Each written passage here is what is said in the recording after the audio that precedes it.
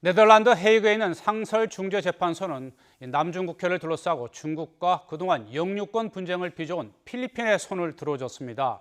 예상대로 중국은 강력히 반발하고 있고 미국은 중국의 철저한 이행을 압박하면서 긴장감이 고조되고 있습니다. 우리 정부 또한 외교 시험대에 놓였는데요. 국제부 연결해서 자세한 내용 살펴보겠습니다.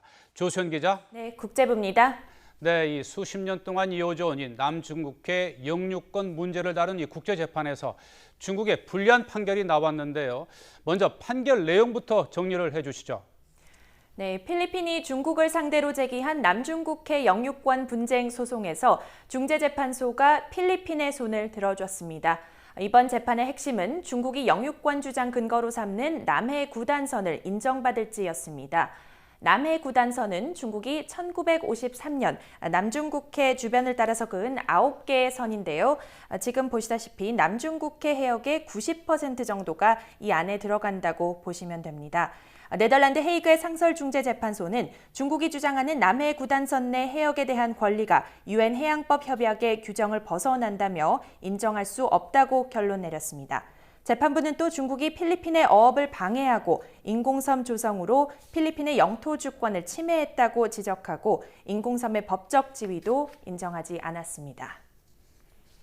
네, 상설중재재판소의 판결은 법적 구속력은 없는데요. 네. 그렇다면 이번 판결 어떤 의미를 부여할 수 있을까요? 네, 중재재판소가 중국이 판결을 따르도록 강제할 수단은 없습니다. 다만 남중국해 문제를 다룬 사상 첫 국제법정 판결이라는데 상징적인 의미가 있고요. 상설중재재판소가 국제분쟁의 평화적 해결을 목적으로 설립된 국제기구로서 가진 영향력도 무시할 수 없는 부분입니다. 재판 결과를 받아들이지 않는 국가는 국제적으로 신뢰를 잃게 될 수 있다는 뜻입니다. 또 이번 재판이 중국과 필리핀 간의 영유권 분쟁을 다루었지만 사실상 미국의 승리로도 볼 수 있습니다. 미국은 그동안 남중국해가 공해라는 점을 내세워 항행의 자유를 주장해 왔는데 이번 판결로 미국의 주장이 더욱 정당성을 부여받게 된 셈입니다. 네, 앞서 전해주신 대로 50년대부터 이 남해 구단선을 근거로 이 남중국해에 대한 영유권을 주장해온 중국으로서는 크나큰 충격일 텐데요. 이 중국 측의 지금 반응과 또 앞으로 어떻게 대처할지가 궁금한데요. 어떻습니까? 네, 중국은 예상대로 재판 결과를 수용하지 않겠다는 강경 입장을 거듭 천명했습니다.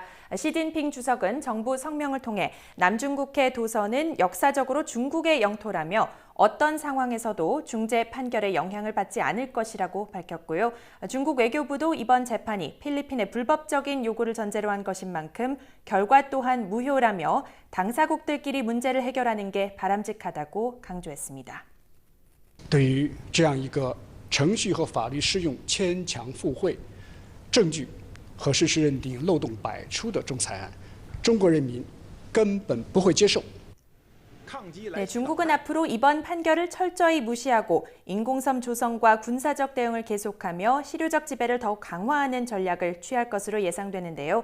이렇게 되면 남중국해를 둘러싼 국제적 긴장은 한층 높아지겠고 미중 군사적 충돌도 배제할 수 없는 시나리오입니다. 미국과 일본은 이미 중국의 판결 이행을 촉구하는 입장을 발표했는데요. 미국이 필리핀 등 남중국해 주변국들을 모아서 대중 공세를 강화하는 건 물론이고 일본과의 동맹도 더욱 단단히 하는 계기가 될 수 있습니다. 미 국무부의 입장 들어보겠습니다. This is a legally binding decision, and it's our expectation, frankly, it's the world's expectation. It's not just the United States. 네, 이번 판결로 이 남중국해 문제를 둘러싸고 미국과 중국의 갈등은 더욱더 고조될 것으로 보이는데요. 이 두 나라로부터 이 입장을 요구받고 있는 우리 정부로서도 굉장히 난처한 입장 아니겠습니까? 네, 그렇습니다. 미국과 중국은 그동안 우리 정부가 남중국해 문제와 관련해 뚜렷한 목소리를 내주길 바래왔습니다. 지난해 10월 한미 정상회담 당시 버락 오바마 대통령이 남중국해 문제를 거론하면서 한국의 지지를 요청했고 중국 역시 주중 대사관과 주한 중국 대사관을 통해 우리 측의 입장 표명을 요구해온 것으로 알려졌습니다. 하지만 우리 정부는 일단 기존의 원칙론적인 입장을 고수하고 있습니다.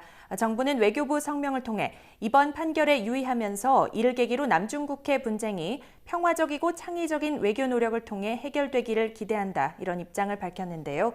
미국과 중국 사이에서 사실상 한쪽을 선택하라고 강요받고 있는 상황에서 명시적인 입장을 낼 수 있을지 남중국해 판결을 계기로 우리 외교도 중요한 시험대에 올랐습니다.